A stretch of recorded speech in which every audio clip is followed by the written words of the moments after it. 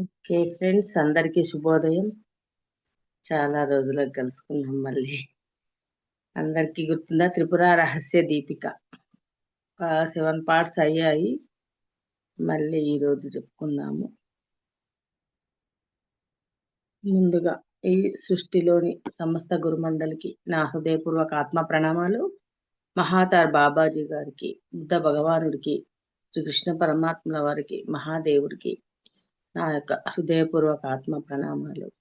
అలాగే బ్రహ్మర్షి పితామహ పత్రిజీ గారికి, వంశీ కిరణ్ సార్కి, కాలభైరవ మింటర్స్ మణిమల్ల మేడంకి, కళ్యాణి మేడంకి, సుకన్య మేడంకి, ఇంకా సద్గురుస్ మూమెంట్ లో వర్క్ చేస్తున్న ప్రతి ఒక్క మాస్టర్ కి కూడా నా హృదయపూర్వక ఆత్మ ప్రణామాలు. ఇక్కడికి వచ్చిన మీ అందరికీ కూడా నా ఆత్మ ప్రణామాలు. దీన్ని అందించింది మనకు కోవి పార్థసారథి గారు. 9 అధ్యాయాల వరకు చెప్పుకున్నాం ఫ్రెండ్స్. ఈరోజు విశాల నగరమే విద్యానగరము. అంటే ఇక్కడ ఫస్ట్ చాప్టర్ ఏంటంటే పరశురాముడి జన్మ వృత్తాంతము, పరశురాముడు ఏ విధంగా అతడు విద్యాభ్యాసం పూర్తి చేసి మళ్ళీ తండ్రి చెప్పిన మాట కొరకు ఆ తల్లిని నరకడము, మళ్ళీ బతికించుకోవడము, ఆ తర్వాత ఆ తండ్రిని కూడా ఒక రాజు చంపాడని కోపంతో మళ్ళీ ఆ క్షత్రియులందరినీ నాశనం చేస్తానని అందరినీ నాశనం చేసి ఆ తర్వాత పశ్చాత్తాపం చెందడము. అంటే ఇంకా ఎక్కడ కూడా నాకు సుఖం అనేది లేదు. వాళ్ళందరినీ చంపినప్పుడు కూడా నేను బాధగానే ఉన్నాను. అంటే ఎందుకు ఇలా ఉందని చెప్పి మళ్ళీ తనకు తానుగా సెల్ఫ్ చెకింగ్ చేసుకుంటూ చివరకు దత్తాత్రేయుని ఆశ్రయిస్తాడు. దత్తాత్రేయ స్వామి పరశురాముడికి ఆత్మజ్ఞానం గురించి బోధిస్తూ ఫస్ట్ ఇక్కడ ఈ త్రిపురాదేవి ఉపాసన చేయమని చెప్పడము అవన్నీ జరిగాయి ఫ్రెండ్స్. ఇంకా తర్వాత ఈ 2వ అధ్యాయంలో హేమచూడు హేమలేఖ అని, హేమచూడు అనే రాజు వేటకు వెళ్ళి అక్కడ ఒక ముని ఆశ్రమంలో హేమలేఖను చూసి మోహించి వివాహం చేసుకుంటాడు. ఆ తర్వాత కూడా అతనికంటే తన భార్య నిర్లిప్తగా ఉన్నాడంటే ఆమె దేని పట్ల ఆసక్తి ఎక్కువ చూపకపోవడం ఏంటి ఇది అని అడిగితే ఇంకా ఆ ఈ భౌతిక దేహానికి సంబంధించి ఇవన్నీ భౌతిక విషయాలు, ఇది కాదు, ఇదంతా మాయ అని చెప్పి ఆమె చెప్పడము. ఇంకా ఆ తర్వాత అతను కూడా ఆ ఆత్మను తెలుసుకోవాలని చెప్పి అతనికి ఆత్మజ్ఞానాన్ని బోధిస్తది హేమలేఖ. ఇంకా ఆ తను కూడా దాని ప్రయత్నంలో ఉంటాడన్నట్టు. అందులో కొంచెం ఆత్మ అంటే ఏంటి అనేది తెలుసుకొని ధ్యాన స్థితిలో కూర్చోవడం, ధ్యానం చేయడము. అంటే ఆ ధ్యానంలో పొందే అంటే మనం నిర్విషయ స్థితిలోకి వెళ్ళినప్పుడు శూన్య స్థితిని అనుభవించినప్పుడు ఒక హ్యాపీనెస్ ఫీల్ అవుతారు. అది అంతవరకు కూడా తను వచ్చాడు. ఈ రోజు ఇంకాస్త చెప్పుకుందాం. ఇక్కడ కృష్ణ శర్మ రత్నాకరుడు అనే గురువు ఇద్దరు శిష్యులు అడుగుతూ ఉంటారు అన్నట్టు ఈ వృత్తాంతాన్ని. రత్నాకరుడు అనే గురువు కృష్ణ శర్మ నారాయణ భట్టుకు చెప్తూ ఉంటాడు. ఇక్కడ మళ్ళీ కృష్ణ శర్మ ఏమడుగుతున్నాడు అంటే, గురువు గారు ఆ రకంగా హేమచూడు సమాధి స్థితిలోకి వెళ్ళిపోయాడు కదా, మరి ఆ తర్వాత ఏం జరిగిందో వివరించండి. అప్పుడు చెప్పడం ప్రారంభించాడు రత్నాకరుడు.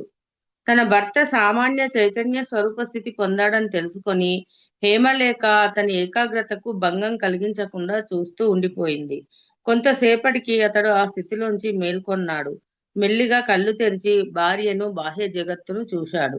అంటే అతను అలా సమాధి స్థితిలోకి వెళ్ళిపోయాడు కదా, అప్పుడు చూస్తూ ఉండిపోయింది అన్నట్టు.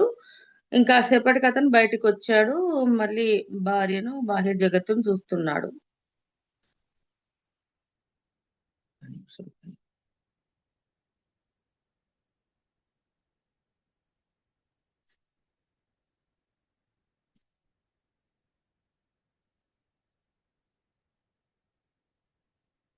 ఒక్క నిమిషం.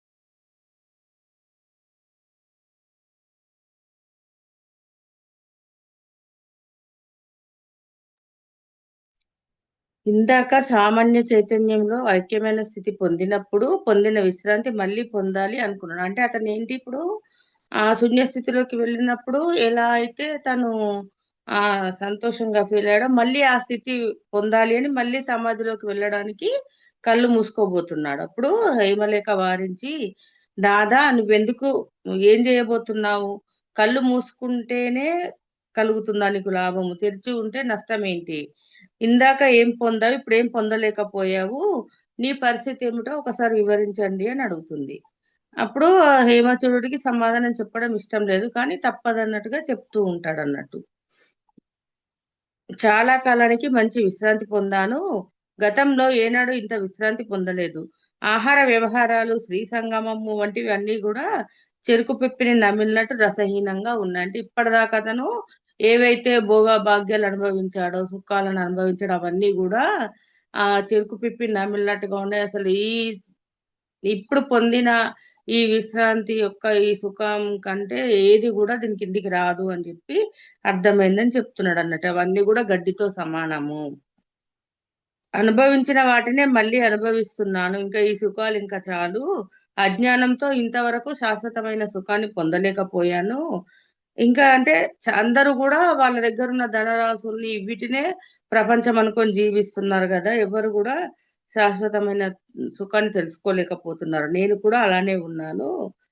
అంటే ఇంతవరకు నా లోపలనే ఉంది ఈ సంపద అంతా, కానీ నేను తెలుసుకోలేకపోయాను. ఒక బిచ్చగాడిలాగా బయట ప్రపంచంలో వెతుకుతూ ఉన్నాను.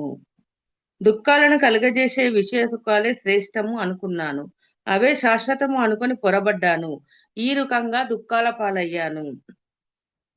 ఇంత హాయి పొందలేకపోయాను.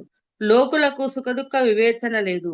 సుఖాలు కోరుకని దుఃఖాలను మూటకట్టుకుంటున్నారు దేవి. నాకిప్పుడు సుఖస్వరూపమైన సమాధి స్థితి కావాలి. నువ్వు ఎంత దురదృష్టవంతురాలవు. సామాన్య చిద్రూపం తెలిసి కూడా సమాధి స్థితి వదిలి వ్యర్థమైన ఈ భౌతిక ఐహిక సుఖాల కోసం ఎందుకు వెంపర్లాడుతున్నావు అని అంటుంది. అంటే ఇప్పుడు తెలుసుకున్నాడు. తెలుసుకొని ఇంకా ఇప్పుడు ఇవన్నీ బాహ్య ప్రపంచానికి సంబంధించినవన్నీ వేస్ట్. ఇంకా మరి నువ్వెందుకు ఇలా నీ టైం వేస్ట్ చేసుకుని, నీకు అన్ని తెలుసు కదా. మళ్ళీ ఐహిక సుఖాలకి దీనికి సంబంధించి దేహానికి సంబంధించిన వాటికి ఎందుకొరకు వెంపర్లాడుతున్నావా అని అడుగుతున్నాడు అన్నట్టు. అప్పుడు హేమలేఖ చిరునవ్వుతో, నాదా, పరమ పావనమైన సామాన్య చైతన్యము నీకు తెలియలేదు అంటే అది నేనే అనుభవం ఇంకా నీకు కలగలేదు. అది కలిగి ద్వైత ప్రపంచ దోషవాసన లేని వారికి కళ్ళు తెరిచినంత మాత్రాన ఆ అనుభవం నశించదు. వారు పొందిన స్వాత్మైక్య స్థితికి నీ స్థితికి చాలా తేడా ఉన్నది. గట్టిగా చెప్పాలంటే భూమి ఆకాశాలకు ఉన్నంత తేడా ఉంది. ఆ స్థితి నీకు ఇంకా రాలేదు. అంటే ఇక్కడ ఏం జరిగింది మరి? ఇప్పుడు హేమచూడుడికి అంటే తను ధ్యానంలో సమాధి స్థితిలోకి వెళ్తే ఆ ప్రశాంతత, హాయి ఎక్కువ ఉంది. ఇంకా ఎప్పుడు అలానే ఉండాలని మళ్ళీ సమాధి స్థితిలోకి వెళ్ళబోయాడు. అంటే ఇక్కడ హేమలేఖ ఏం చెప్తుందంటే, నువ్వు ఇంకా ఆ ద్వైత స్థితిలో ఉన్నావు. అంటే దేవుడు నేను వేరు వేరు అనుకుంటా ద్వైతంలో. అద్వైతంలోకి వచ్చేసరికి ఆ నేను దేవుడు ఒకటే అన్న స్థితి వస్తుంది అన్నట్టు. అంటే ఇంకా నువ్వు ఆ స్థితిని పొందలేదు, ఇంకా ద్వైత స్థితిలో ఉన్నావు అని చెప్తుంది. అంటే బయట ప్రపంచం మొత్తానికి అనుకుంటున్నట్టు ఇప్పుడు హేమచూడుడు. ఇంకా అంటే సామాన్య చిద్రూపం కొద్దిగానే తెలిసింది. కొద్దిగా అంటే ఏమి తెలియనట్లే లెక్క. కళ్ళు మూసుకుంటేనో తెలిస్తేనే లభించే స్థితి కాదు. ఏదో చేస్తేనే లభించేదైతే అది పూర్ణము, నిత్యము, స్వయం ప్రకాశం ఎలా అవుతుంది? అంటే కళ్ళు మూసుకుంటే సమాధి స్థితిలోకి వెళ్తేనే మరి నువ్వు ఆత్మను తెలుసుకోగలవా సత్యము? లేదంటే నీకు మామూలుగా చూస్తున్న ఈ ప్రపంచం అంతా కూడా ఆ చిద్రూపం అంటే అంతటా ఉన్నది. ఇప్పుడు చిత్తి అంటే చైతన్యం. మరి ఆ చైతన్యము అన్నిట్లో ఉన్నది, అన్ని రూపాల్లో ఉన్నదనే విషయం మళ్ళీ అతను మర్చిపోతున్నాడు. మర్చిపోయి సమాధి స్థితిలోనే నాకు ప్రశాంతంగా ఉంది. మళ్ళీ అంటే ఎప్పుడు కళ్ళు మూసుకొని కూర్చుంటే గెలవదు కదా. అందుకే దాన్ని కూడా వివరిస్తుంది హేమలేఖ. రాకుమార, మోహం వల్లనే నీకీ జ్ఞానం కలిగింది. ఈ ఆత్మలో ఒక మూల కొన్ని కోట్ల బ్రహ్మాండాలు దాగి ఉన్నాయి.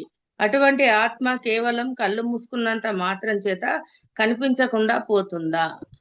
అంటే మరి ఇతనికున్న మోహం అంటే విపరీతమైన స్త్రీ సుఖము, భోగాల పట్ల బాగా ఉండేది కదా అతనికి. దాని వల్లనే నీకు ఇప్పుడు ఈ ఆత్మ గురించి తెలుసుకోవాలనేది నీకు నీ లోపల బయలుదేరింది. ఈ జ్ఞానం అనేది నీకు కలిగింది.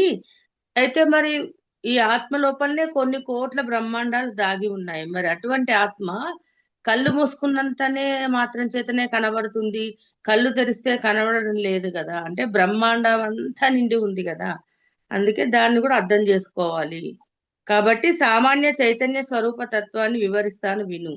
శరీరమే ఆత్మ అనే భ్రాంతి ఒక గ్రంథి, అంటే ఒక ముడి లాంటిది. అంటే ఇప్పటిదాకా జ్ఞానం తెలియక ముందేంటి, శరీరమే ఆత్మ అనే ఒక భ్రాంతి లోపల ఉన్నాడు. ఆ ముడి విడిపోయే వరకు ఆత్మ స్వరూప సుఖం కలగదు. అంటే ఎప్పుడైతే ఆ దాన్ని విప్పేస్తామో అప్పుడు ఆత్మ యొక్క సుఖం కలుగుతుంది. అజ్ఞానం అనే త్రాడుకు ఇలాంటివి కొన్ని కోట్ల ముడులున్నాయి. అజ్ఞానం అనే త్రాడును కోస్తే తప్ప దేహమే ఆత్మ అనే భ్రాంతి పోదు. అద్దంలో ఎవరైనా మాట్లాడుతున్నారా? అద్దంలో కనిపించే ప్రతిబింబం లాగా ఈ జగత్తును అనాత్మగా భావించడం రెండవ గ్రంథి. రెండవ ముడి ఏంటి? ఈ జగత్తును భ్రాంతి అని భావించడం. అంటే ఇప్పుడు మనం అద్దంలో చూసుకుంటే అద్దం ముందు ఏది పెడితే అది కనిపిస్తుంది. ఎవరండి? ఉమామహేశ్వర్ గారు మీరా? అంటే ప్రతిబింబం లాగా, అద్దంలో కనిపించే ప్రతిబింబం లాగా మళ్ళీ ఈ జగత్తును అనాత్మగా భావించడం అంటే అది కూడా తప్పే మళ్ళీ. అంటే ఆత్మ మరి అన్నిటిలో ఉంది, ఈ జగత్ అంతటిలో నిండి ఉంది, మళ్ళీ అక్కడ లేదు అనుకోవడం కూడా తప్పే. అలాగే జగత్తు ఆత్మ కాదు, ద్వైత భావన జీవుడు, అసలు రూపం కాదు మళ్ళీ ఆ జగత్తంతా. హలో, ఎవరండి? ఒకసారి మ్యూట్ చేసుకోండి ఫ్రెండ్స్.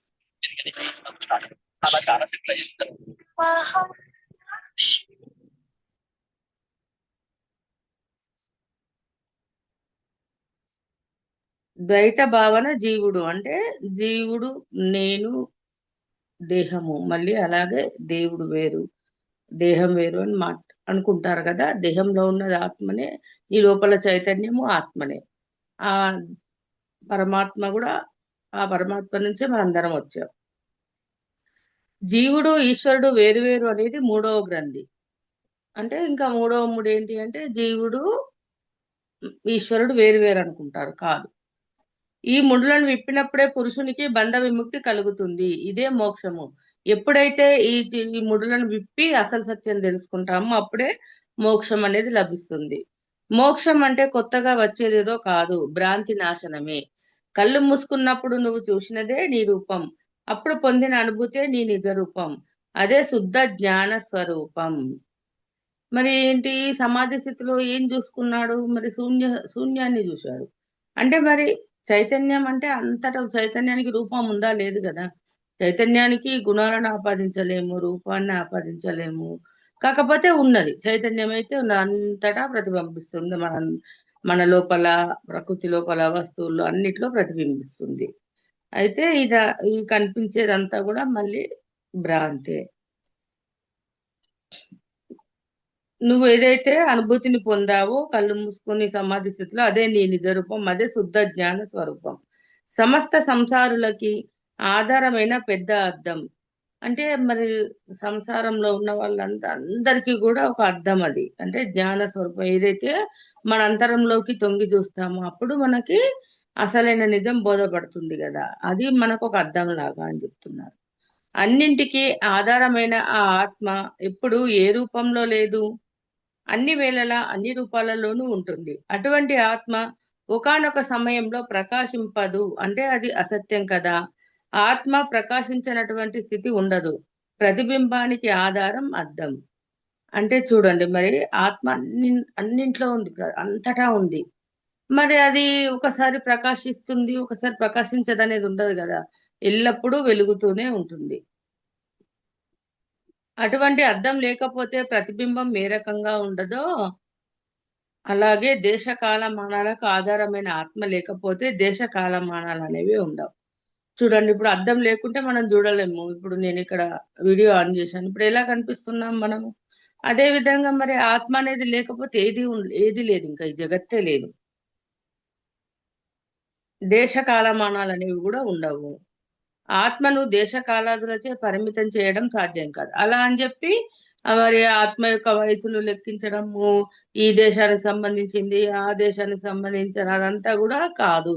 దేశ కాలమానాలకు కూడా సంబంధించింది కాదు.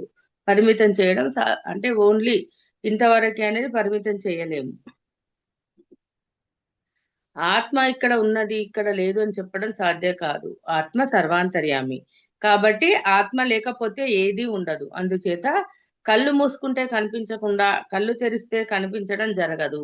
కళ్ళు ఇప్పుడు అతను ఏం చేశాడు, కళ్ళు మూసుకుంటేనే నేను ఆ ప్రశాంత స్థితిలో ఉన్నాను కదా, మళ్ళీ కళ్ళు కానీ ఇప్పుడు కూడా అన్నెక్కల దాన్ని మళ్ళీ మనం చూస్తూ ఉంటే ప్రతి దానిలో కూడా ఆత్మస్వరూపమే ఉన్నది అని ఆ ఎరుకతో ఉండి దాన్ని చూస్తూ ఉంటే కళ్ళు మూసినా తెరిచినా ఒకటి.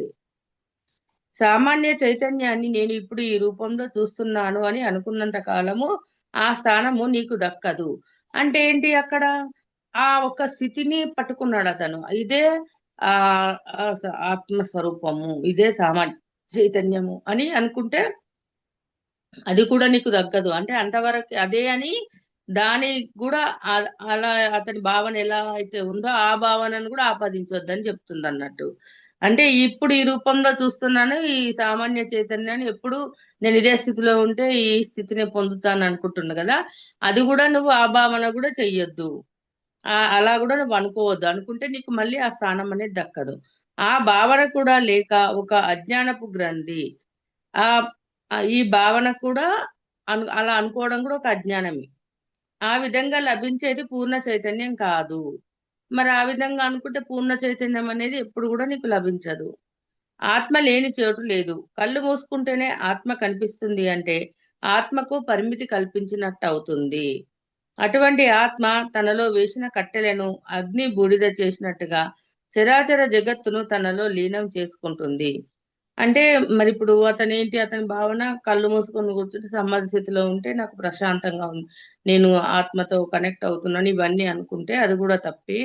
అంటే కళ్ళు తెరిచి ఉన్నా కూడా చరాచర జగత్తులోనూ ఆత్మ ఉంది కాబట్టి ప్రతి దానిలోనూ దర్శించగలగాలి ఆత్మను. ఈ ఆ విషయం గనుక తెలుసుకున్నట్టయితే నీకు తెలియవలసింది ఏదో ఉండదు. మనసును నిగ్రహించు. నీ హృదయంలోనే ఆత్మను చూస్తున్నాననే భావన కూడా ఒక గ్రంథే. అంటే అతని హృదయంలో చూస్తున్నాననే భావన కూడా అది కూడా ఒక ముడే. ఎందుకంటే మరి ఆత్మ అన్నిట్లోనూ ఉంది కదా. బ్రహ్మానంద రూపమైన ఆత్మను దర్శించు. అద్దంలో ప్రతిబింబాన్ని చూసినట్టుగా నీలోనే సమస్త లోకాన్ని దర్శించు. అంటే మరి ఈ బ్రహ్మాండం అంతటా దాగి ఉంది కదా ఆ చైతన్యము. మరి ఏం చెప్తుంది ఇక్కడ హేమలేఖ, నీ లోపలనే ఆ బ్రహ్మాండాన్ని దర్శించు, సమస్త లోకాలను నీ లోపలనే దర్శించు. మొదటగా లోపల బయట కూడా ద్వైత ప్రపంచాన్ని ఆత్మగా చూస్తున్నాననే భావన కలగాలి. ఇప్పుడు ఫస్ట్ ఆత్మజ్ఞానంలోకి రాకముందు ఏంటి, జీవుడు వేరు దేవుడు వేరు. మరి ఆత్మ గురించి తెలుసుకున్నాక నేను శరీరం కాదు నేను ఆత్మను అని తెలుసుకున్నాం. దాని తర్వాత ఏం జరిగింది, అన్నిట్లోనూ ఉన్నది ఆ పరమాత్మ స్వరూపమే. ఈ బ్రహ్మాండం అంతటా నిండి ఉన్నది కూడా ఆ పరమాత్మ. ఆ పరమాత్మకు మరి రూపం ఉందా లేదు, గుణాలు ఉన్నాయా లేవు, ఏంటి అది చైతన్యము, ఒక సామాన్య చైతన్యం. చైతన్యం అంటే ప్రకాశం. ఇట్లా అంటే ఒకదాని తర్వాత ఒకటిగా మనకు అర్థమవుతుంది. అంటే ఇప్పుడు ఈ అద్దంలో ప్రతిబింబాన్ని చూసినట్టుగా నీ లోపల నీ లోకాన్ని దర్శించు. ఇంకా బయట లోపల అంతటా కూడా ఆ ఆ ఆత్మ సామాన్య చైతన్యం నిండి ఉన్నదనే విషయాన్ని నువ్వు ఎరుకతో ఉంచుకోవాలి. అన్నింటినీ కూడా ఆత్మగానే చూడాలి. ఆ భావన నీ లోపల రావాలి అని చెప్తుంది. తర్వాత అన్నింటినీ ఆత్మలానే చూడాలి. ఆ తర్వాత అన్నింటిలోనూ నేనే ఉన్నాను అనే భావన రావాలి. అదే నీ ఆత్మరూపం. దాన్ని దర్శించడానికి ప్రయత్నించు అని చెప్తుంది. భార్య చెప్పిన మాటలు విన్న తర్వాత హేమచూడుని అంతఃకరణ పరిశుద్ధమైంది. కళ్ళు మూసుకుంటేనే ఆత్మ దర్శనం అవుతుందనే భ్రాంతి తొలగిపోయింది. హేమలేఖ చెప్పినట్టే మొదట అన్నిటినీ ఆత్మగానే చూసి చివరకు అన్నింటా తానే ఉన్నాను అనే భావన చేశాడు. ఇంకప్పుడు మళ్ళీ తన అభిప్రాయాన్ని మార్చుకున్నాడు అన్నట్టు భార్య చెప్పిన తర్వాత. అంటే ఫస్ట్ అన్నిట్లో ఆత్మ ఉందని చూశాడు, మళ్ళీ తర్వాత ఆత్మ ఎక్కడ లేదు అన్నిటా ఉంది కదా, ఇంకా నేను అంటే ఆత్మ అనుకున్నాడు. తర్వాత అన్నింటా కూడా ఆత్మనే చూశాడన్నట్టు. గతంలో శరీరం అని ఎంతగా నమ్మాడో ఇప్పుడు ఆత్మను అంతగా నమ్ముతున్నాడు. జ్ఞానం తెలియక ముందు శరీరాన్ని ఎంతగా నమ్మాడో ఇప్పుడు నేను ఆత్మ అనే విషయాన్ని కూడా అంతగా నమ్ముతున్నాడు. ఆ భావనతోనే నేను ఏ పని చేసినా కూడా అతను ఇంకా నేను ఒక ఆత్మ స్వరూపాన్ని అనే భావనతోనే చేస్తున్నాడు. దాని ద్వారా జీవన్ముక్తుడైనాడు. హేమచూడు తర్వాత ఇంకా తన భార్యతోనూ ఇతర స్త్రీలతోనూ విహరించాడు, రాజ్యాలు జయించాడు, శాస్త్రాలు చదివాడు, ఇతరులకు ఉపదేశించాడు, యజ్ఞ యాగాదులు చేశాడు. ఈ రకంగా 20,000 సంవత్సరాలు రాజ్యం చేశాడు. అంటే అతడు ఏది చేసినా కూడా ఇంకా నేను ఆత్మ అనే భావనతోనే చేస్తూ వచ్చాడు. ఇంకా జీవన్ముక్తుడైండు అన్నట్టు. అప్పుడు కొడుకు జీవన్ముక్తుడైనాడని తండ్రి ముక్తాచూడు కదా, హేమచూడు తండ్రి ముక్తాచూడు అతడు తెలుసుకున్నాడు. తెలుసుకొని ఇంకా అంటే తన కొడుకు ఇదివరకు అట్లా లేడు, కష్టం కలిగితే బాధపడడం లేదు, సుఖం కలిగితే సంతోషించడం లేదు, అన్ని స్థితుల్ని సమానంగా తీసుకుంటున్నాడు అనే విషయం అర్థమైంది అతనికి. ఇంకా లాభ నష్టాల గురించి కానీ, జయాపజయాలు, కష్ట సుఖాలు, శత్రుమిత్రులు ఇవన్నీ కూడా సమానంగానే చూస్తున్నాడు. అంటే మళ్ళీ తనకి ఏవి అంటకుండా తన పనులు తను చేస్తున్న విధులు తను చేయాల్సిన కర్తవ్యాలు నిర్వర్తిస్తున్నాడు అని చెప్పి అర్థమయ్యి మళ్ళీ ఒక రోజు కొడుకు దగ్గరికి వస్తాడు. వచ్చి నువ్వు ఈ విధంగా ఉండడానికి కారణం ఏంటి అని తండ్రి అడుగుతాడు. అడుగుతప్పుడు హేమచూడు అంటే తనకి ఈ స్థితి రావడానికి గల కారణం వివరించి హేమలేఖ జ్ఞానాన్ని బోధించడం అవన్నీ చెప్పి మళ్ళీ తండ్రికి తమ్ముడికి కూడా తను బోధనిస్తాడు అన్నట్టు. వారికి కూడా పరతత్వాన్ని ఉపదేశించాడు. వారు జీవన్ముక్తులయ్యారు. ఇక మంత్రులు, సేనాపతులు, సేవా సమూహము, దాసదాసీ జనము ఒకటేమిటి ఆబాల గోపాలము పరతత్వాన్ని గురించి తెలుసుకొని జీవన్ముక్తులయ్యారు. ఇంక అందరూ ఒకరి తర్వాత ఒకరు ఆ ఈ ఆత్మ గురించి తెలుసుకొని అన్నిట్లో ఉన్న పరమాత్మ స్వరూపమే ఆ చైతన్యం అని అర్థం చేసుకొని వాళ్ళందరూ కూడా మారిపోయారు అన్నట్టు. ఒకరి ద్వారా ఒకరు ఈ బోధ వింటూ అందరూ మారిపోయారు. అప్పుడు ఈ విశాల నగరంలో అందరూ విద్యావంతులు అయ్యారు. అందరూ పరతత్వాన్ని గురించి చర్చించేవారు. చివరికి సుఖసారికాలు కూడా పరతత్వాన్ని గురించే మాట్లాడేవి. అంటే ఆఖరికి పక్షులు, కుక్కలు అవి కూడా పరతత్వం గురించే మాట్లాడేవి అన్నట్టు. ఏ పని చేసినా అది కర్తవ్యం అన్నట్టుగా చేసేవారు. ఇంకా రాజ్యంలో అందరూ కూడా ఏ పని చేసినా కూడా అది మా కర్తవ్య బాధ్యత అంటే ఈ ప్రణాళిక ప్రకారం వచ్చాం కదా, ఇది కర్తవ్యంగా భావించి వాళ్ళందరూ అలా పనులు చేసేవారు అన్నట్టు. దీన్ని చూసిన సనక సనందరి మహర్షులు ఈ పరతత్వంతో విరాజిల్లుతున్న విశాల నగరాన్ని చూసి విద్యానగరము అని దానికి నామకరణం చేశారు అంటూ 10వ అధ్యాయాన్ని పూర్తి చేశాడు రత్నాకరుడు. సనక సనందాది మహర్షులు ఇక్కడ విద్యానగరం అని పేరు పెట్టారు విశాల నగరానికి. వీళ్ళందరూ ఆత్మజ్ఞానాన్ని తెలుసుకున్నారు కాబట్టి అవిద్య నశించింది కదా, విద్యానగరం అని పెట్టారు. జగత్ స్వరూపం.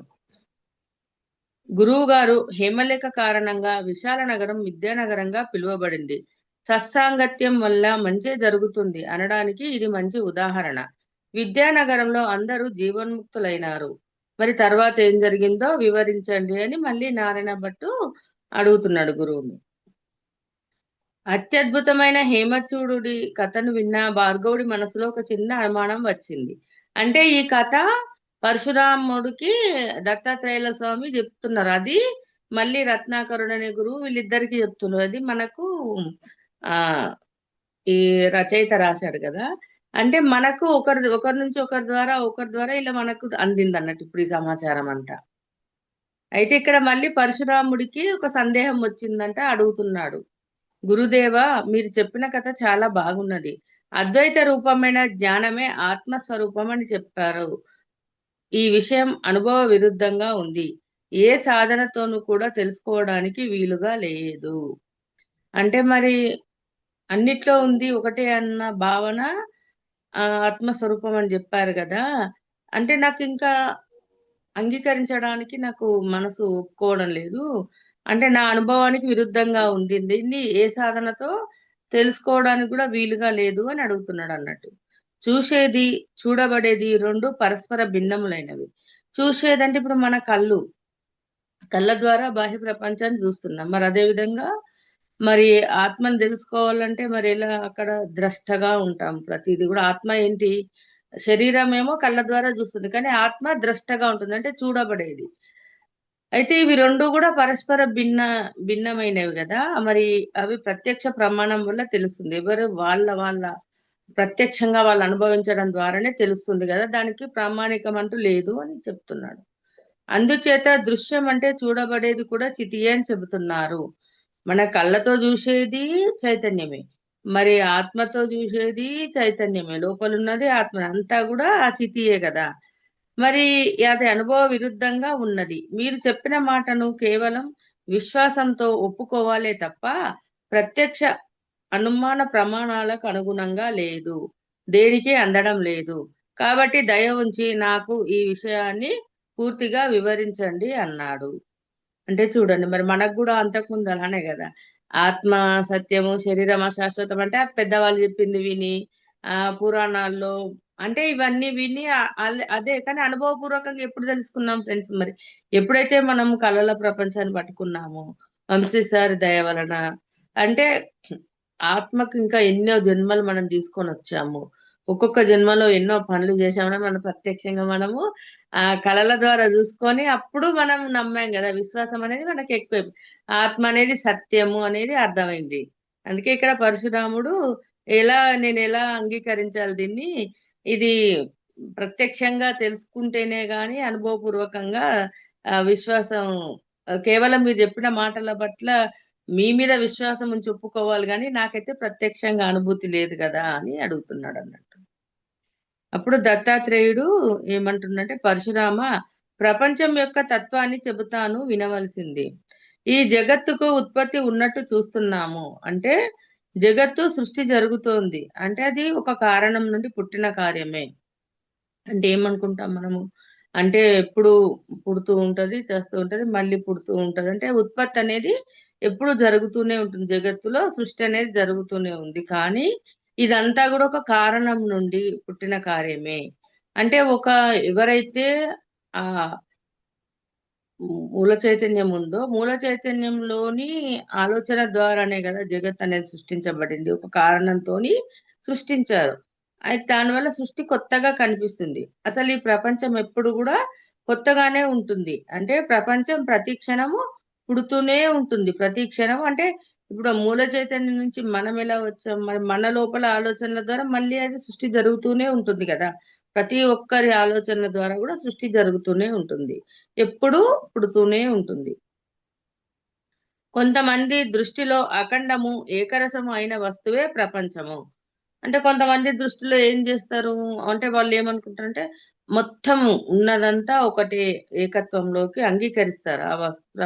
ప్రపంచాన్ని కూడా ఒక వస్తువులానే భావిస్తారు. అది ప్రతి క్షణం కొత్తగా కనిపిస్తుంది కాబట్టి పుడుతుంది అంటున్నారు. అందుచేత ఈ విజ్ఞానము కన్నా ఇతరమైన దృశ్యం ఏదీ లేదు. ఈ విజ్ఞానంలో ఏ దేశ కాల వస్తువుల యొక్క ఆకారం ప్రకాశిస్తున్నదో ఆ క్షణాలను ఘట క్షణము, పటక్షణము అని రకరకాల పేర్లతో పిలుస్తారు. వీటిలో ఉండే విజ్ఞానం అనంతము కాబట్టి ప్రపంచమంతా విజ్ఞానమే అని విజ్ఞానవాదుల వాదన. ప్రపంచము అఖండమైన ఒకే క్షణం నుండి పుట్టినది అని వారి మతం. కానాదుల వంటి వారు స్థిరచర పదార్థములతో కూడినదే ఈ ప్రపంచం అంటారు. ఈ కానాదులు స్థిరము, నిత్యము, ఘటాదులు చరమైనవి అనగా బాహ్య వస్తువులు, బాహ్య విషయాలే ప్రపంచమని వారి వాదన. మరి ఇప్పుడు మూల చైతన్యం యొక్క కారణము ఆలోచన ద్వారా సృష్టి ఎలా జరిగిందో మనందరి ద్వారా సృష్టి ఎప్పుడు జరుగుతుంది, ఎప్పుడు పుడుతూనే ఉంటుంది. అయితే ఇక్కడ కొంతమంది ఏమంటున్నారంటే ఆ ఇది ఎప్పుడు కూడా స్థిరంగా ఉంటుంది, ఒక వస్తువు లాగానే భావిస్తారు ప్రపంచాన్ని. అదే విధంగా ఘటక్షణము, పటక్షణము అని ఆ ఒక దేశంలో ఇప్పుడు మన కాలము వేరు. ఇప్పుడు మన భారతదేశంలో కాలము, అమెరికాలో ఉన్న కాలం మళ్ళీ వేరు. అలాగే వస్తువులు, తినే ఆహారము, అక్కడ వాతావరణాలు అన్ని ఉష్ణోగ్రతలు అన్ని కూడా చేంజ్ ఉంటాయి కదా ఫ్రెండ్స్. అంటే అక్కడ ఏ ఆకారం ఆ క్షణాలను ఘటక్షణము, పటక్షణం అంటే ఘటక్షణం అంటే బాహ్యంగా కనిపించేది. ఘటము అంటే ఆ అన్నిట్లో చైతన్యం ఉంది కానీ ఘటము అంటే స్థిరంగా నిలిచి ఉంది, అది కదలదు అనుకుంటాం. అదే విధంగా పటక్షణము అంటే మన చూసే దృశ్యం మారుతూ ఉంటుంది కదా, ఎప్పటికీ మారుతూ ఉంటుంది. చిత్రం అంటాం కదా, ఇప్పుడు దయానంలో చూస్తాం మనము. ఎన్నో దృశ్యాలు ఆహ్, ఎంతో మందికి ఎన్నో రకాలుగా కలర్లు కనిపించడము, లేదంటే ఆహ్, దేవుళ్ళు, దేవతలు ఇలా రకరకాల. అదే విధంగా స్వప్నావస్థలు. స్వప్నావస్థలో గూడా మరి ఎన్నో కలలు కంటున్నాం. అంటే దృశ్యం అనేది మారుతూనే ఉంటుంది గదా! అక్కడ కదలిక అనేది ఉంది. అయితే వీటిలో విజ్ఞానం అనంతం. దేనిలో ఉన్నా విజ్ఞానం ఉంది. ఏ దాన్ని చూసినా, దేని ద్వారా తెలుసుకున్నా గూడా విజ్ఞానం అనేది అనంతము. విజ్ఞానము మొత్తం ఉన్నదంతా ప్రపంచమంతా ఉన్నది విజ్ఞానమే అని కొంతమంది వాదిస్తారట విజ్ఞానవాదులు. వాళ్ళు చార్యక మతం అని ఒక మతం అన్నట్టు. స్థిరమైనప్పటికీ, క్షణికమైనప్పటికీ దానికి ఉత్పత్తి ఉంది. అంటే స్థిరంగా నిలిచి ఉండేదానికి ఉత్పత్తి ఉంది. కదిలేదానికి ఉత్పత్తి ఉంది. క్షణికం అంటే ఈ క్షణం ఉంటే ఇంకో క్షణం మారుతూ ఉంది గదా! ఇప్పుడు చిత్రము, పటాకారం అంటే చిత్రం అని చెప్పుకున్నాం గదా! అంటే ఒక దృశ్యం జూసింది మళ్ళీ ఇంకొకసారి మన మన చూపే జూడండి. ఇప్పుడు దీన్ని జూస్తున్నాము. ఈ ఫోన్‌ను జూస్తున్నాము. తర్వాత నేను ఇక్కడ మళ్ళీ పీడీఎఫ్ చదువుతున్నాను గదా! అంటే బుక్ మీద దృష్టి పెడుతున్నాను. అంటే క్షణంలోనే మార్పనేది జరుగుతుంది. అదే విధంగా ప్రతి క్షణం గూడా మనము ఒక్క దాని మీదనే స్థిరంగా నిలిచి ఉంచలేం గదా! మన చూపును గాని, అదే అంతర్ముఖంగా గూడా మళ్ళీ మన లోపల ఆలోచనలు మారుతూనే ఉంటాయి. భావనలు మారుతూనే ఉంటాయి. బాహ్యంగా మనం జూసే చూపు గూడా మారుతూనే ఉంటుంది. అంటే ప్రతిదానికి గూడా ఉత్పత్తి ఉంది. కాబట్టి జగత్తు స్వభావ సిద్ధంగా పుడుతోందే తప్ప, కారణం నుండి పుట్టడం లేదు అని వాళ్ళ వాదన. అంటే ఏంటి ఇంకా స్వభావ సిద్ధంగా అంటే మన ఇష్టానుగుణంగానే పుడుతుంది జగత్తు. కారణం నుండి కాదు అని వాళ్ళు వాదిస్తున్నారు. అయితే అది సరికాదు. స్వభావవాదమే చార్వాక మతం. మట్టి నుండి కుండే ఎందుకు పుట్టాలి? వస్త్రం ఎందుకు పుట్టకూడదని ఈ చార్వాక మతం వాళ్ళు వాదిస్తారంట. అయితే అది అతివాదము. దాన్ని అతివాదం అంటారు. ప్రతి దానికి కార్యకారణాలుండాలి. ఒక్కొక్కసారి ఏ కారణం లేకుండా రోగం వస్తున్నది అంటున్నాం కదా! అని వీరి ప్రశ్న. అక్కడ కూడా మనకు కనబడని కారణం ఉంటుంది అని గుర్తుంచుకోవాలి. అయితే కారణం లేకుండానే కార్యం పుట్టిందని ఎందుకు అనుకోరాదు అని మళ్ళీ వాళ్ళు క్వెషన్ చేస్తున్నారన్నట్టు. కారణం లేకుండానే కార్యం పుట్టింది. కానీ కారణం లేనిది ఏది జరగదు. మరి రోగం వస్తుంది అంటే దానికి కూడా కారణం ఉంటది. ఇప్పుడు మనము దీనిలోకొచ్చాక ఇప్పుడు కర్మ సిద్ధాంతాన్ని పట్టుకొని మరెందుకొచ్చింది నా లైఫ్‌లోకి ఇదని మళ్ళీ వెతికి మనం తెలుసుకున్నాం గదా! గత జన్మలో మనం ఇచ్చిందే మనకొచ్చింది. మన వాస్తవానికి మనమే సృష్టికర్తలమని అర్థమైంది. తెలియనప్పుడు అదెలా సాధ్యము, ఇదెలా సాధ్యమని మనం గూడా వితండవాదం చేశాం గదా! అదే విధంగా వీళ్ళిక్కడ క్వెషన్స్ ఏస్తున్నారన్నట్టు. అయితే కానీ ఎప్పుడు గూడా నమ్మాల్సిందేంటంటే, లోకంలో అధికంగా ప్రచారం ఉన్న వాటిని, అనుభవంలో ఉన్న వాటినే తీసుకుంటాము. అవే సరి అయినవి అని అనుభవం చెబుతోంది. ఈ అనుభవాన్నే కనుక భ్రమ అంటే, ఒక వస్తువును సేకరించాలనుకున్నవాడు, దానికి కావలసిన సామాగ్రిని కూడా సేకరించడం అనవసరమని చెప్పాలి. ఇప్పుడు అంటే మరి అనుభవాల ద్వారానే గదా! ఇప్పుడు గురువులు జెప్పినా, ఎవరు జెప్పినా వాళ్ళ అనుభవాలను బట్టి వాళ్ళేదైతే తెలుసుకున్నారో మనకు జెప్తున్నారు గదా! ఇప్పుడు మనము మన అనుభవాల్ని వేరే వాళ్ళకి వివరిస్తున్నాము. అంటే మరి ఈ లోకంలో దేన్ని ఫస్ట్ తీసుకోవాలంటే అందరూ నమ్మింది. ఎక్కువ మంది దేన్నైతే బయటకు తీసుకొస్తారో అది కరెక్ట్ అని అనుకోవాలి. వాళ్ళేంటంటే ఇదంతా మరి నమ్మట్లేరు గదా! మరి వాళ్ళు నమ్మట్లేరు అంటే ఇప్పుడు కావాల్సిన సామాగ్రిని కూడా ఒక వస్తువును తీసుకోవాలి. ఒక వస్తువును కొనుక్కోవాలి. మనం ఒక వస్తువును తయారు జేయాలి. ఈ ఫోన్‌ను తయారు జేయాలి. మరి తయారు జేయాలంటే లోపల ఎన్ని పెట్టాలి? ఒకటి బ్యాటరీ పెట్టాలి. ఇంకా రకరకాలుగా పైన స్క్రీను, మరి వెనుక తొడుగు అంటే ఇలా లోపల ఎన్నో అమర్చాల్సినవి ఉంటాయి. మరి ఫోన్ తయారు గావాలంటే దానికి సంబంధించిన వస్తువులన్నీ గొనాలి గదా! మరి అలాంటప్పుడు అవన్నీ అనవసరమే గదా! అని అంటున్నారిక్కడ. అంటే ఇక్కడ సరిగ్గా మరి కార్యం జరగట్లేదు అంటే ఇంకా లోపం ఉంది. ఏదో లోపం ఉంది. అంటే మనం ఒక వస్తువుకు కావాల్సిన సామాగ్రి లేకపోతే ఆ వస్తువు ఎలా సమకూరదో, ఈ కార్యం అనేది జరగకపోతే ఇంకా అక్కడేదో జరగాల్సింది జరగలేదు. ఆ లోపం ఉన్నది అని అర్థం జేసుకోవాలి. అన్ని కార్యాలకు కారణం ఉంటుంది. కాబట్టి చార్వాకులను లెక్కించడం అనవసరము. ప్రతి దానికి గూడా కారణం అనేది ఉంటుంది. అయితే ఈ చార్వాక మతం వాళ్ళు ఈ వాదన జేస్తున్నారు గదా! అది లెక్కించాల్సింది లేదు అని చెప్తున్నారు. కానవ మతం ప్రకారం కంటికి కనిపించని పరమాణువుల నుండే ప్రపంచం పుట్టింది. ఈ అణువులు లేకపోతే ఏమీ లేదు. కార్యము పరమాణువుల కన్నా వేరైనది. పూర్తిగా అసత్తు, వెలుతురు చీకటిలాగే అసత్తి సత్తు అనే రెండు ఒకటి కాదు. ఒకటి అంటే చీకటి వెలుతురు ఒకేసారి రావాలి. అంటే కాణవ మతం వాళ్ళు ఏమంటున్నారంటే ఇప్పుడు ప పరమాణువుల నుండే ప్రపంచం అనేది పుట్టింది. ఈ అణువులే లేకపోతే అసలు ప్రపంచమే లేదు. మరి కార్యం అంటే పరమాణువుల కన్నా వేరైనది. అంటే 2 డిఫరెంట్ మళ్ళీ. మరి వెలుతురు చీకటి ఎలాగో విడివిడిగా ఉంటాయో, మరి వెలుతురు చీకటి ఒకటే అంటే 2 ఒకేసారి రావాలి గదా! అలా జరగట్లేదు గదా! అదే విధంగా అసత్తు, సత్తు గూడా 2 ఒకటి కాదు. గుణ సామ్య రూపమైన ప్రకృతి నుంచే జగత్తు పుట్టింది అనడం సరికాదు. ప్రళయకాలంలో ప్రకృతి గుణసామ్యంతో ఉంటుంది. ప్రళయాంతంలో దానిలో వైషమ్యం ఏర్పడి ప్రపంచంగా పరిణమిస్తుంది. తిరిగి ప్రళయకాలంలో సామ్యావస్థ పొందుతుంది అని సాంఖ్యులు అంటారు. ఈ మార్పులు కలగడానికి కారణం ఏమిటి? చేతనమైన వస్తువు లేనిదే జడమైన ప్రకృతి తనంత తానుగా మారదు. అంటే మళ్ళీ ఇక్కడ సాంఖ్యులు వాళ్ళేమంటారంటే గుణసామ్య రూపమైన ప్రకృతి నుంచే జగత్తు పుట్టింది. ప్రకృతి లోపల ప్రకృతి అంటే మనం ఏమనుకుంటాం పంచభూతాలు మరి గాలి, నీరు, అగ్ని మరి ఇవన్నీ చెప్పుకుంటాం కదా! ప్రకృతి అంటే వృక్షాలు అంటే వీటన్నిటి నుంచే జగత్తు పుట్టిందని వాళ్ళు వాదిస్తారన్నట్టు. ఎందుకంటే ప్రళయకాలంలో ప్రకృతి గుణసామ్యంతో ఉంటుంది. ప్రళయాంతంలో మరి వైషమ్యం ఏర్పడి అంటే చూడండి ఎప్పుడైనా ఎక్కడైనా భూమి మీద సరిగ్గా జరగాల్సింది జరగకపోయినా మరి ఇట్లా ప్రకృతి వైపరీత్యాలు వస్తాయి గదా! వరదలు రావడము, సునామీలు రావడం, భూకంపాలు రావడం. అప్పుడు ఆ టైంలో ఆ సమయంలో ఏం జరుగుతుంది?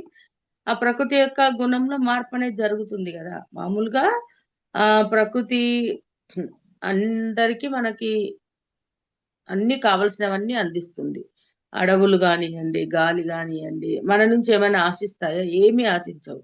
అన్నీ అందిస్తాయి. కానీ భూమి మీద మార్పు తేవాలన్నప్పుడు చెడు అరాచకం ఎక్కువగా పెరిగిపోయినప్పుడు ఇలాంటి ప్రకృతి వైపరీత్యాలని వస్తాయి. అప్పుడు ఆ గుణ సమయం అనేది ప్రకృతి లోపల ఆ గుణం గూడా మారుతూ ఉంటుంది. మళ్ళీ ప్రళయాంతంలో ప్రళయం సృష్టిస్తుంది. ప్రళయం సృష్టించి ప్రళయాంతంలో మళ్ళీ మార్పొచ్చి మళ్ళీ అప్పుడు ప్రపంచంగా మళ్ళీ పరిణమిస్తుంది. తిరిగి ప్రళయ కాలంలో సామ్యావస్థ పొందుతుంది. మళ్ళీ అప్పుడు సౌమ్యంగా ఉంటుందన్నట్టు. ప్రళయాంతంలో మళ్ళీ బయటకొచ్చి మళ్ళీ ఇప్పుడు చూడు మన లోపల ఒక కోపం వచ్చిందండి. కోపం వస్తే ఎట్లా మనం చికాకు అరుస్తా ఉంటాం పిల్లల మీదకి గాని, ఏదైనా అనుకున్నది జరగకపోతే అరవడము, కోపంగా అంటే రంకెలేయడము, లేదంటే కొట్టడం ఏదో ఒకటి చేస్తాం. అదే విధంగా ప్రకృతి కూడా వైపరీత్యాలప్పుడు దాని ఆ సామ్య రూపంలో తేడా వస్తుంది. కానీ ఎప్పుడైతే మళ్ళీ ప్రళయ అంతం అయిపోయిందనుకోండి. వరదలొచ్చాయి, ఆగిపోయాయి. అప్పుడు మళ్ళీ ప్రపంచంగా పరిణమిస్తుంది. మళ్ళీ ప్రపంచానికి కావాల్సిందంతా సామ్యంగా ఉండి అందిస్తూ ఉంటుంది. ఇప్పుడు మనం అలాగే గదా! కోపం తగ్గిన తర్వాత అయ్యో! అని మళ్ళా పిల్లాడిని పిలిచి ముద్దు జేయడము, సారీరా బంగారం నిన్ను కొట్టానని జెప్పి మళ్ళీ వానికి సారీ చెప్పడం ఇలాంటివన్నీ జేస్తాం గదా! అయితే మరి ఈ మార్పులు కలగడానికి కారణం ఏమిటి అని అడుగుతున్నా. వీళ్ళు సాంఖ్యులు అంటారు. మరి ఈ మార్పులు కలగడానికి కారణం ఏమిటి? చేతనమైన వస్తువు లేనిదే జడమైన ప్రకృతి తనంతట తానుగా మారదు. అంటే మరి ప్రకృతి జడమైందని చెప్తున్నారు గదా! మరిక్కడ మరి చేతనమైన వస్తువు లేనిది ఎలా మారుతుంది? మారదు గదా! చేతనమైన వస్తువు అంటే చైతన్యం అన్నిటి లోపల ఉన్నది.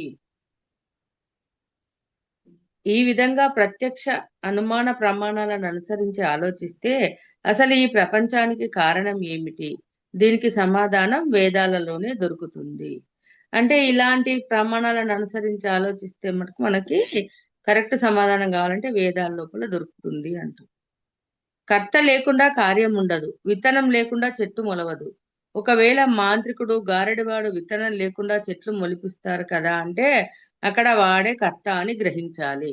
ఎప్పుడైతే కర్త లేకుండా కారణం అనేది రాదు. ఇప్పుడు ఇక్కడ ఈ మూల చైతన్యం అనేది లేనప్పుడు అక్కడ ఒక ఆలోచన గాని సృష్టించాలి, జగత్తును సృష్టించాలనే ఆలోచన గూడా రాదు గదా!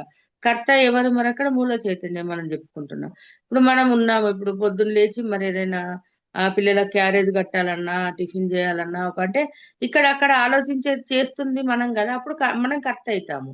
అదే విధంగా ఇప్పుడు గారడివాడు, మాంత్రికుడు ఇప్పుడు వాళ్ళు కొన్ని గారడి జేసి సృష్టిస్తారు గదా! అంటే అక్కడ ఏం గ్రహించాలి? వాడే కర్త అని గ్రహించాలి. అంతే గదా ఫ్రెండ్స్ ఇప్పుడు. ఈ పుస్తకం చదవాలనుకున్నాము, చదువుతున్నాం అంటే ఇప్పుడు నేనే కర్త ఇక్కడ. నాకు ఆలోచన వచ్చింది, నేను చదువుతున్నాను, నేనే కర్త. ప్రతి పని లోపల కూడా ఒక పని చేస్తున్నామంటే ఆ పనికి తగినట్టుగా మనము సామాన్లు తెచ్చుకోవడము, సమకూర్చుకోవడము అవన్నీ చేస్తాం కాబట్టి అక్కడ కర్త అని గ్రహించాలి. కాబట్టి జడమైన ప్రకృతి వల్ల ఈ జగన్ నిర్మాణం జరగదు. తాను చెయ్యబోయే పని యొక్క లేదా నిర్మించదలుచుకున్న జగత్తు యొక్క స్వరూపం తెలిసి ఉండాలంటే కర్త చేతనుడు అయి ఉండాలి. మరి జడమైన ప్రకృతి అంటున్నారు కదా, మరి ఇప్పుడు దీన్ని నిర్మించాలన్నా కూడా ఈ జగత్ యొక్క స్వరూపం తెలిసి ఉండాలన్నా కర్త చేతనుడై ఉండాలి. చేతనుడు అంటే మరి ఇప్పుడు కూడా ఆ కదలుతూ ఉండేవాడు చైతన్యం, ఇప్పుడు ప్రకాశిస్తూనే వెలుగుతూనే ఉంటుంది కదా, అందుకే కర్త చేతనుడై ఉండాలి. జగత్ అనే కార్యం మహా అద్భుతమైనది కాబట్టి దాని కర్త కూడా అత్యద్భుతమైన శక్తులు కలవాడై ఉంటాడు. మరి జగత్తు మహా అద్భుతమైంది కదా, మరి దీన్ని సృష్టించిన వాడు. ఇప్పుడు ఈ జగత్తులో ఎన్నో అద్భుతాలు చూస్తున్నాం మనము. మరి ఈ అద్భుతాలన్నీ సృష్టించిన వాడు ఇంకా ఇంకా అద్భుతాలు గలవాడై ఉంటాడు కదా. అతని తత్వాన్ని వేదంలో వివరించడం జరిగింది. పరమేశ్వర స్వరూపాన్ని నిరూపించడంలో వేదాన్ని మించిన ప్రమాణం లేదు. అన్ని ప్రమాణాలకు మించినది శ్రేష్టమైనది వేదము. సృష్టికి పూర్వం పరమేశ్వరుడు ఒక్కడే ఉన్నాడు. అతడితో సమానమైన వారు కాని అధికులు గాని ఎవరూ లేరు. అతను సర్వస్వతంత్రుడు. సృష్టికి కావలసిన సాధనములు ఏవి లేకుండానే అతడు ఈ సృష్టి కార్యక్రమం పూర్తి చేశాడు అని వేదాలు చెబుతున్నాయి. అంటే మరి ఈ పరమేశ్వర తత్వం తెలుసుకోవాలంటే వేదాల్లోనే మనకు అర్థమవుతుంది. దానిలోనే వివరించడం అనేది జరిగిందని చెప్తున్నారు. ఇంకా సృష్టికి పూర్వం పరమేశ్వర స్వరూపం ఒకటే ఉండేది. అప్పుడేంటి, పరమేశ్వరంతో సమానమైన వాళ్ళు ఎవరు లేరు. అతడు సర్వస్వతంత్రుడు. అతని ఇచ్చానుసారంగానే ఈ సృష్టిని సృష్టించాడు, ఈ జగత్తునంతా సృష్టించాడు. మరి అంటే ఈ సృష్టించడానికి కావలసిన సాధనాలు ఏవి లేకున్నా కూడా ఈ కార్యక్రమాన్ని పూర్తి చేశాడు అని వేదాలు చెబుతున్నాయి. స్వప్నంలో కనిపించే నేను అనుకునే ఈ దేహము నీది కాదు. అలాగే ఈ జగత్తు పరమేశ్వరుని శరీరం కాదు. ఈ జగత్తే పరమేశ్వర శరీరం అయితే ప్రళయం జరిగినప్పుడు కూడా ఈ జగత్తు ఉండి తీరాలి. కలలో చూసిన శరీరం ఇలలో ఉండదు. అలాగే ప్రళయం సంభవించినప్పుడు జగత్తు ఉండదు. అంటే చూడండి ఫ్రెండ్స్, అంటే ఇప్పుడు మనము ఈ శరీరము ఉమ్, మనం అనుకుంటున్నాం. మరి స్వప్నావస్థలో మరి అనేక జన్మలు చూసుకుంటాం, వేరే వేరు శరీరాలతో ఉన్నాము. మరి అవి కూడా కాదు కదా. ఇప్పుడు ఈ దేహం ఎలా అయితే నీది కాదో ఆ దేహాలు కూడా నీవి కావు. అలాగే మరి ఈ జగత్ అంతా కూడా పరమేశ్వరుని శరీరం కాదు, అతడు సృష్టించాడు. మరి ఈ పరమేశ్వరుని శరీరం, ఈ జగత్ అంతా పరమేశ్వర శరీరం అయితే మరి ప్రళయం జరిగినప్పుడు ఈ జగత్తు మాయమవుతుంది కదా. ఇప్పుడు వరదలు వస్తే అక్కడ కొట్టుకపోతున్నాయి, ఇండ్లు కొట్టుకపోతున్నాయి, భూమి కొట్టుకపోతుంది, మరి అన్ని రకరకాల భూకంపాలు వస్తే అక్కడంతా మార్పు అనేది జరుగుతుంది. అగ్నితో అదంతా కాలిపోవడము, కూలిపోవడం అనేది జరుగుతుంది కదా. అలాంటప్పుడు మరి ఆ అవి ప్రళయం జరిగినప్పుడు అవి నాశనం కాకుండా ఉండాలి కదా. అందుకే పరమేశ్వరుని శరీరం కాదు ఈ జగత్తు. అంటే జాగృత అవస్థలో, స్వప్నావస్థలో, సుషుప్తి అవస్థలో ఒకే రూపంగా ఉన్న జీవుడు అన్ని అవస్థలలోనూ ఉండనట్టి శరీరం కన్నా భిన్నమైన వాడు. అంటే ఇక్కడ జాగృత అవస్థలో ఈ శరీరం చూసుకుంటున్నాము, స్వప్నంలో వేరే శరీరాలు చూస్తున్నాము. మరి సుషుప్త అవస్థలో కూడా మనం సూక్ష్మ శరీరంతో వెళ్ళి ఎన్నో లోకాలు దర్శిస్తున్నాము, ఎంతో మందిని కలుసుకుంటున్నాము. ఇవన్నీ అన్నిట్లో చైతన్యం ఉంది, అన్నింటిలో చైతన్యం ఉంది, కానీ ఇవన్నీ పరమేశ్వరుని శరీరం కాదు. శరీరం కన్నా భిన్నమైన వాడే. శరీరం అనే రూపం అనేదే లేదు కదా చైతన్యానికి, అందుకే శాశ్వతుడు. ఈ రకంగా పరమేశ్వరుడు నాశనం లేనివాడు, నిత్యుడు, శాశ్వతుడు. అతని కన్నా ఇతరమైన వస్తువు ఏదీ లేదు. అందుచేతనే ఈ జగత్తును తనయందే చిత్రించాడు. పరమేశ్వరుడు ఎప్పుడు ఉంటాడు, నిత్యము ఉంటాడు, శాశ్వతమైన వాడు. ఇంకా అతనికన్నా ఇతరమైనవి లేవు. అంటే తన లోపలనే ఈ సృష్టిని సృష్టించాడు. అంటే ఒక చిత్రం లాగా చిత్రాన్ని చిత్రించాడు. చితి కన్నా వేరైనది లేనే లేదు. చితి లేనిదే ఏ ప్రదేశము, ఏ వస్తువు ప్రకాశించదు.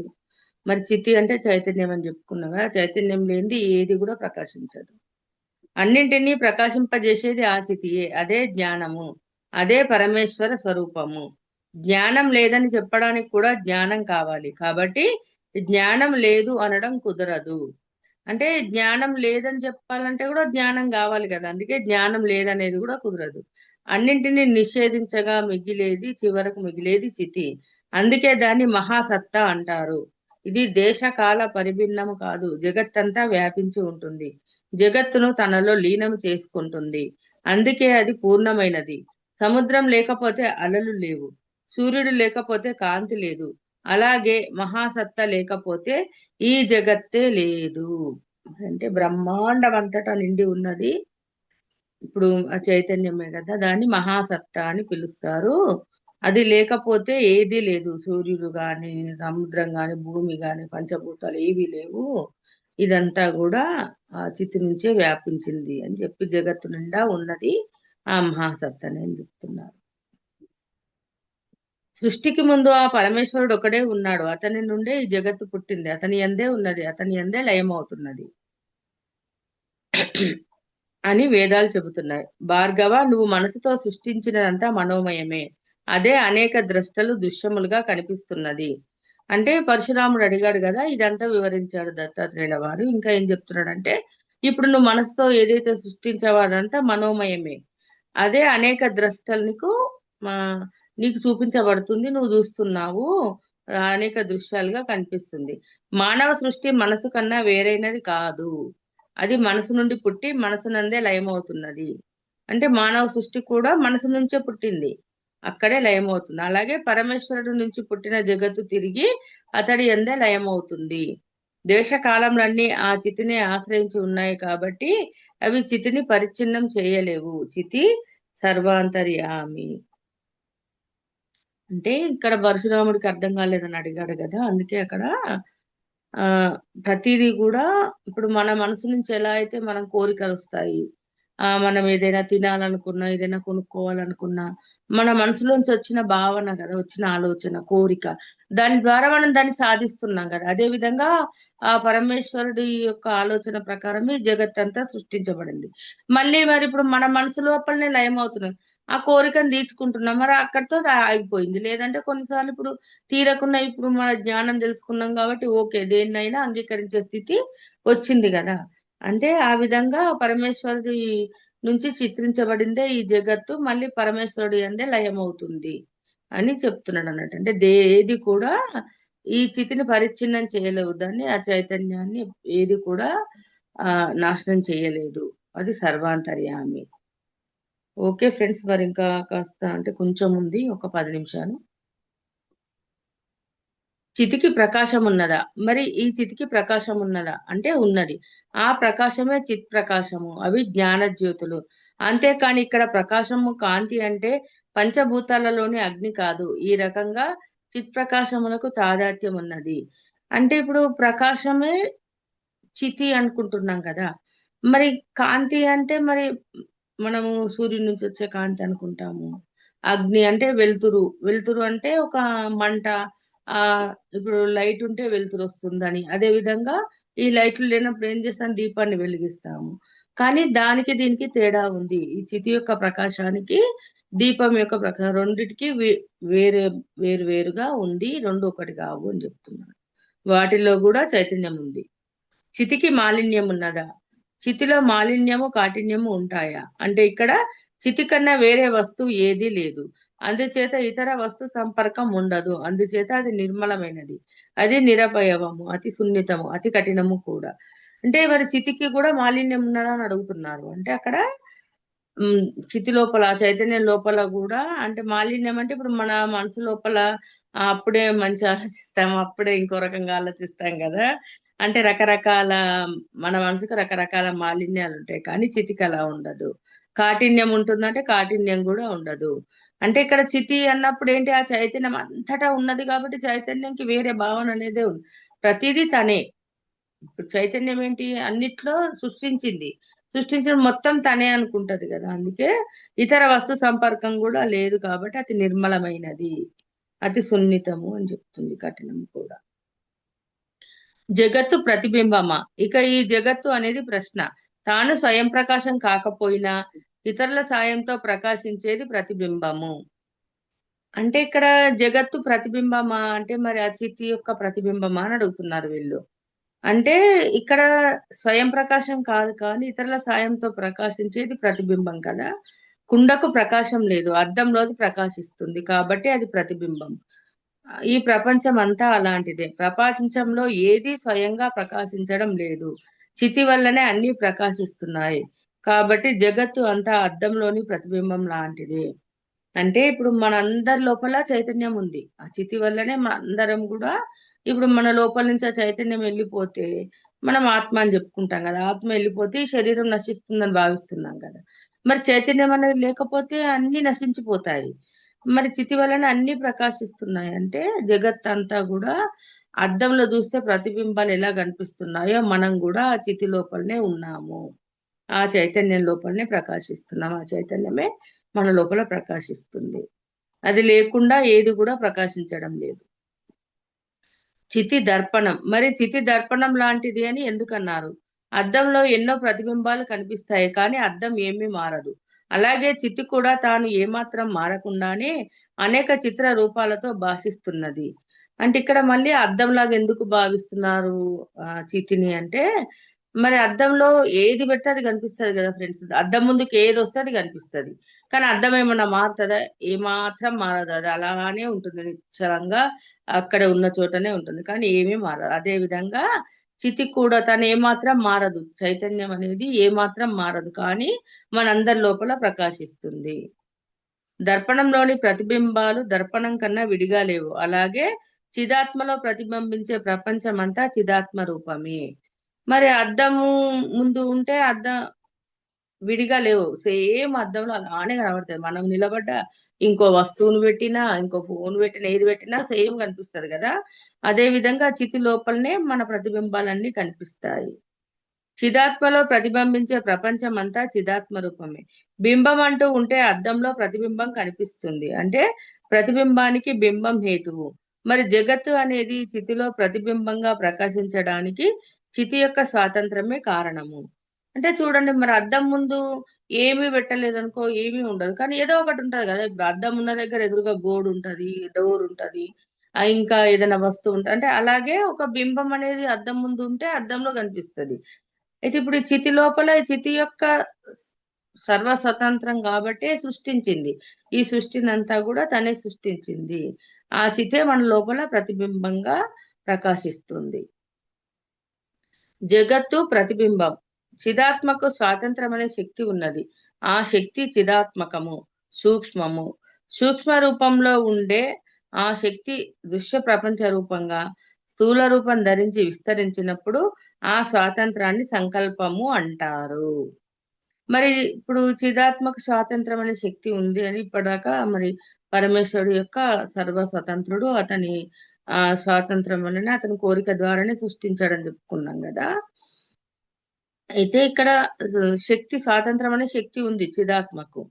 మరి సూక్ష్మ రూపంలో ఉండే ఆ శక్తి మరి అది మనకు కనిపిస్తారా? కనిపించదు, సూక్ష్మంగా ఉంటుంది. చిన్న బిందువులాగా చిన్నగా మనకు ఆ చిన్న బిందువులానే కనిపిస్తుంది అది, ఆ చైతన్యము ప్రతి ఒక్కరిలో కూడా. కానీ అనంతమైన శక్తి ఉంది దానికి.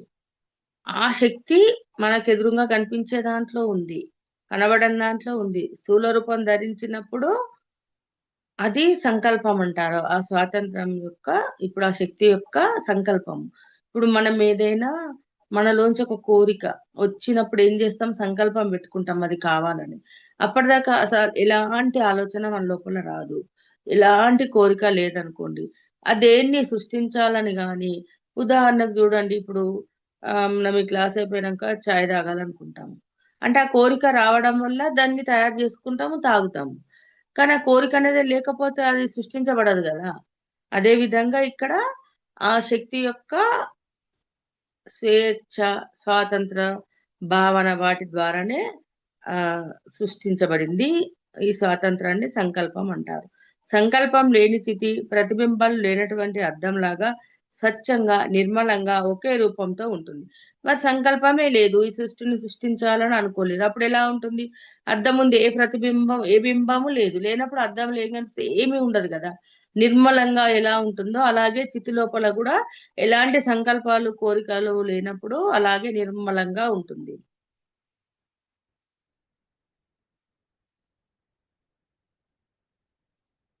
ప్రతిబింబాలు లేనటువంటి అద్దంలాగా స్వచ్ఛంగా నిర్మలంగా ఒకే రూపంతో ఉంటుంది. సృష్టికి పూర్వం విశుద్ధ రూపంగా ఉన్న పరాచితి అంతులేని స్వాతంత్ర శక్తితో జగద్రూపం దాల్చింది. ఇదే సంకల్పం. సంకల్పం అయినందువల్లే జగత్తు ప్రతిబింబమైంది. అంటే ఏంటి? సృష్టికి పూర్వం ఏంటి? పరాచితి ఏది లేకుండా ఉంది. ఎప్పుడైతే ఈ స్వాతంత్ర శక్తితో తను సృష్టించాలనుకుందో ఈ జగత్తునంతా సృష్టించింది. జగద్రూపం అంటే ప్రతి దాంట్లో ఉంది కదా పరాచితి. అందుకే ఆ సంకల్పం వల్లనే అది సంకల్పించి అది జగత్తులో ప్రతిబింబించింది. జగత్తు స్థిరంగా ఉంటుందా? మన సంకల్పాల వల్ల కలిగిన భావాలు స్థిరంగా ఉండడం లేదు. మరి పరమేశ్వర సంకల్ప రూపమైన జగత్తు స్థిరంగా ఉంటుందా అనే ప్రశ్న ఉదయిస్తుంది. ఈశ్వర సంకల్పం అనంతమైనది, అపరిమితమైనది, అంటే ప్రళయకాలం వరకు ఉంటుంది. అందుచేతనే ఈశ్వర సంకల్పం వల్ల ఏర్పడిన ఈ జగత్తు కూడా ప్రళయకాలం వరకు స్థిరంగా ఉంటుంది. అంటే చూడండి ఫ్రెండ్స్, జగత్తు స్థిరంగా ఉంటుందంటే ఇప్పుడు మనకు ఏవైతే కొన్ని సంకల్పాలు పెట్టుకుంటాము, మళ్ళీ ఏంటి మళ్ళీ కొన్నిసార్లు మారుతూ ఉంటాయి. మన భావనలు మారుతాయి, ఆలోచనలు మారుతాయి. అప్పుడు స్థిరత్వం అనేది ఉండదు. ఒక కోరికకు స్థిరత్వం అనేది ఉండదు. కానీ పరమేశ్వర సంకల్ప రూపమైన జగత్తు స్థిరంగా ఎందుకు ఉండదు? ఉంటుంది. ఎందుకంటే ఈశ్వరుని సంకల్పం అనంతమైంది కాబట్టి, అపరిమితమైంది. దానికి పరిమితులు లేవు, అవధులు లేవు. అందుకే ప్రళయకాలం వరకు ఉంటుంది. సంకల్ప భావాలు. మానవుని సంకల్పాల వల్ల కలిగిన భావాలు మానవుడికి మాత్రమే కనిపిస్తాయి.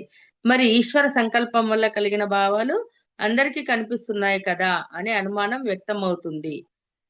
ఈశ్వరుడు సర్వస్వతంత్రుడు, పరిపూర్ణుడు. తన సంకల్పం వల్ల కలిగే భావాలు అందరికీ కనిపించాలి అని సంకల్పిస్తాడు. అందుచేత అవి అందరికీ కనిపిస్తాయి. మానవుడికి ఆ శక్తి లేదు కాబట్టి అతడి భావాలు ఇతరులకు తెలియవు. అయితే మానవుడు జ్ఞాని అయినప్పుడు, అంటే తానే సాక్షాత్తు పరబ్రహ్మ స్వరూపుడైనప్పుడు అతని భావాలు కూడా ఇతరులకు తెలుస్తాయి. అంటే మరి మనుషుల యొక్క సంకల్పాలు కోరికలు కనబడట్లేవు కదా, మరి ఈశ్వరుని సంకల్పాలు అందరికీ తెలుస్తున్నాయంటే ఈశ్వరుడి సంకల్పం అలా ఉంది, అందరికీ తెలియాలనే అతడు భావన. మరి మన భావన ఇప్పుడు మన లోపల ఒక కోరిక వచ్చిందండి, మరి అందరికీ చెప్తామా?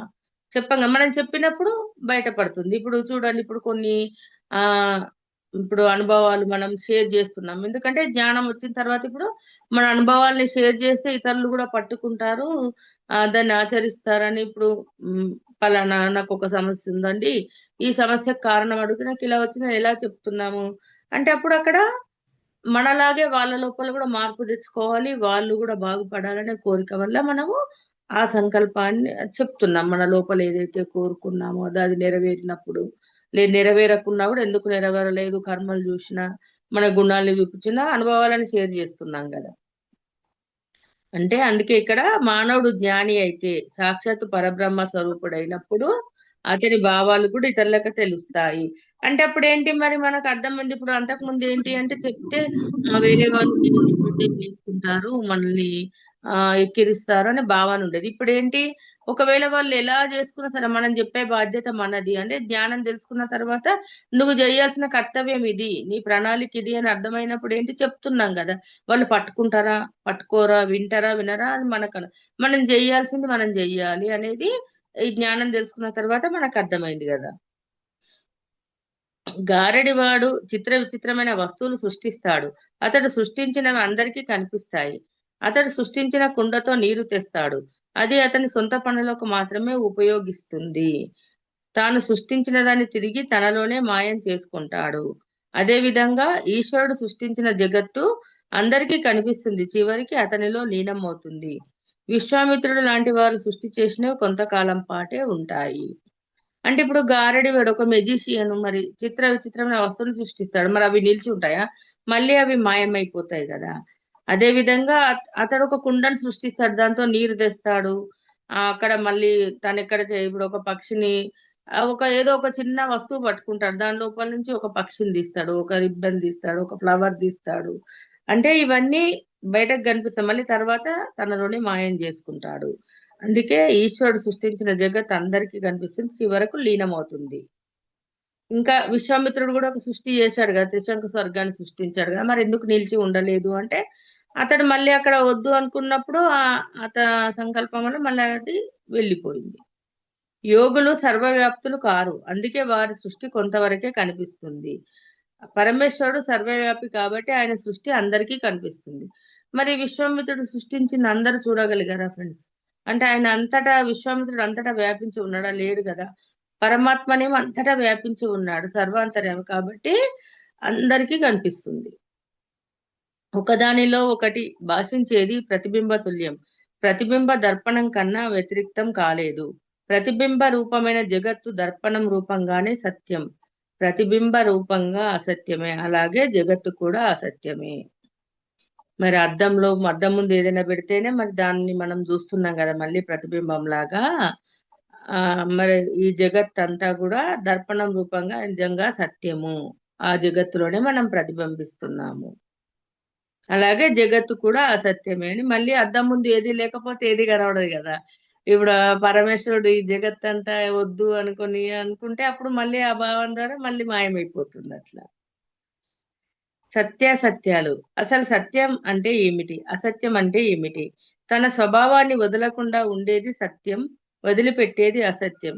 అద్దం ఎప్పుడు ఒకలాగానే ఉంటుంది, ఏ రకమైన మార్పు ఉండదు. మరి అందులో ప్రతిబింబాలు మాత్రం మారుతూ ఉంటాయి. కాబట్టి అద్దం సత్యం, ప్రతిబింబం అసత్యం. అంటే మరి సత్యం అంటే అసత్యం అంటే ఏమిటి అంటే, ఇప్పుడు మన స్వభావం ఏంటి? ఇప్పుడు మన పుట్టుకతో వచ్చింది, మన ఆత్మ లోపల ఉన్నది. మరి గత జన్మవి కూడా కొన్ని ఉంటాయి, స్మృతులు ఉంటాయి. పుట్టుకతో వస్తే పుట్టుకలతో కానీ పోవు అంటే, వాళ్ళ గుణంలో మార్పు రాదు అంటారు కదా. అంటే సత్యం అంటే ఏంటి అంటే, తన స్వభావాన్ని వదిలిపెట్టకుండా ఉండేది, వదిలిపెట్టేది అసత్యము. అద్దంలో మార్పు ఏది ఉండదు, ప్రతిబింబాలు పెడుతూ ఉంటే మారుతూ ఉంటాయి, అక్కడ ఏది పెడితే అది కనిపిస్తూ ఉంటది. అలాగే మరి ప్రతిబింబమే అసత్యం కదా. అక్కడ అద్దం సత్యం, అద్దం ఎప్పుడు నిలిచి ఉంటుంది. కానీ దాని ముందున్న వస్తువులు మారినప్పుడు అక్కడ మార్పు అనేది జరుగుతుంది, కాబట్టి ప్రతిబింబమే అసత్యము. అంటే మనమే అసత్యము, చైతన్యం సత్యం. సూర్యకాంతి వస్తువులు మనకు కనిపించేటట్లు చేస్తుంది, కానీ ఆ వెలుగులో గుడ్ల గుబ్బలు చూడలేవు.